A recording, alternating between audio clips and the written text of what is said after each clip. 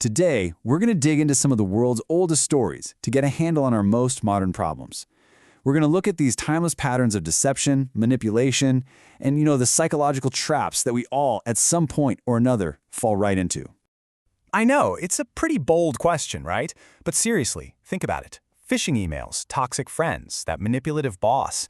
The tools are always changing, but the psychology behind the traps, it's ancient. So what if the best defense was actually written centuries and centuries ago? So our guide for all this is a text called the Hitopadesha, which literally means beneficial advice. And forget all that dusty history stuff. I want you to think of this as a 12th century field guide to social psychology. It's basically a timeless manual on who to trust, why we get betrayed, and how to see the patterns before they totally snare us. So here's how we're going to break this down. We'll explore 4 fables, treating them like distinct case studies. We'll look at the psychology behind greed, how to spot toxic friendships, and what happens when flattery is used as a weapon. We'll also dive into the dangers of ego before, tying it all together at the end. All right, our first case study. This one dives straight into a classic trap, that offer that just seems way too good to be true. Let's meet the old tiger and a very unsuspecting traveler. So picture this, an old, seemingly weak tiger is sitting by a marsh and he's holding up this golden bangle.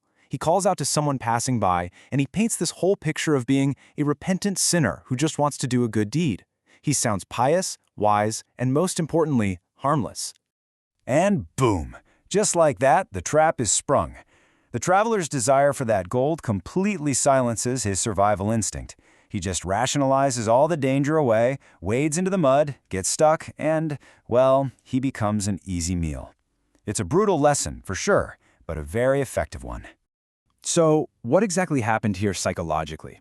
Well, the traveler was a victim of something we call the halo effect. The tiger's performance, this whole act of piety, it created a positive halo that completely blinded the traveler to the very obvious giant flashing red light. He was talking to a tiger. It's the same way a really charismatic speaker can make us ignore some seriously questionable ideas, or how a slick presentation can make us totally miss the flaws in a bad business deal.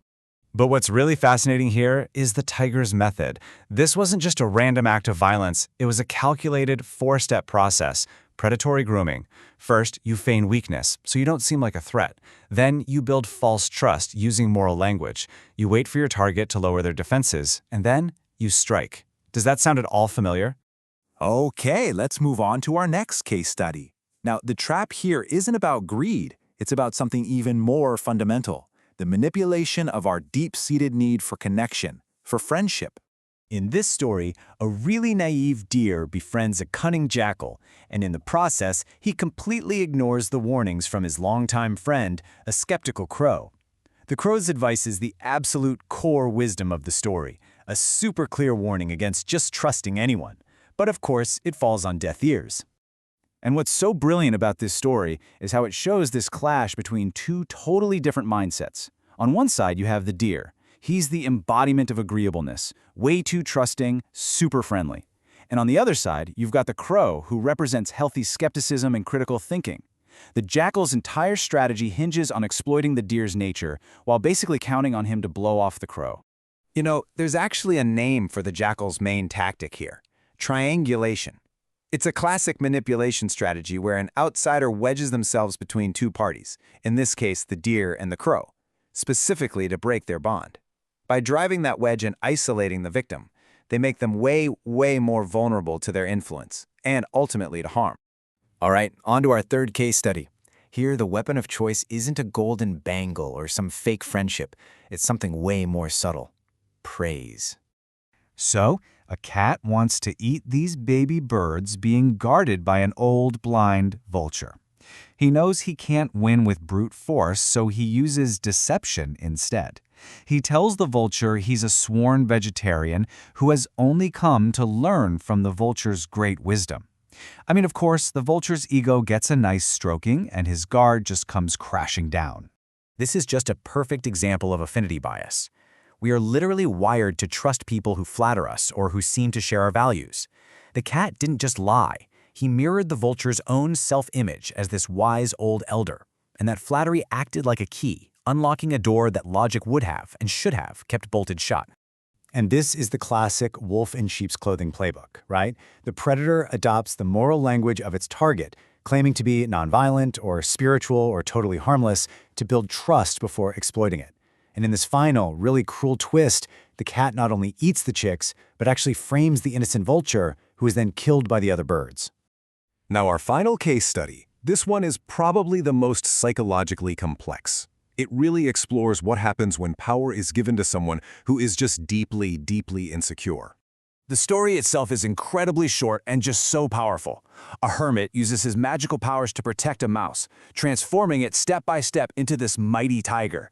But the second the transformation is complete, the tiger's first thought is to kill the very hermit who saved him. And the big question is, why?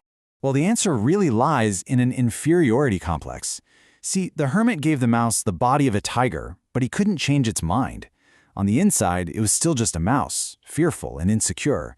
And this huge gap between its powerful exterior and its internal reality, it created this really dangerous paranoia. This reveals such a fascinating paradox. The tiger's biggest perceived threat wasn't another predator. No, it was the one person who knew his secret.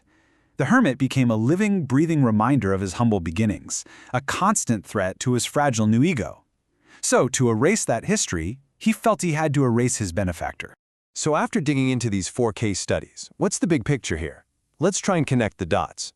When you just lay it all out like this, the pattern becomes crystal clear. Each story uses a different bait. You got gold, friendship, flattery, power to exploit a very specific psychological vulnerability. Greed is what triggers the halo effect. Naivety opens the door for triangulation. The ego falls hook, line, and sinker for affinity bias. And insecurity, well, that breeds a really dangerous inferiority complex. These aren't just story elements. They are precise psychological traps. And that, right there, is the timeless genius of the Hitopadesha. The jungle might be replaced by an office, or a social media feed, or even a family gathering. But the fundamental patterns of how people deceive others and how we deceive ourselves are absolutely identical. So I'll just leave you with this question to think about. The pious tiger, the flattering cat, the manipulative friend, the insecure person with newfound power. Which of these ancient patterns do you recognize in the world around you? Or maybe even in yourself? The stories are old, but the traps are always new.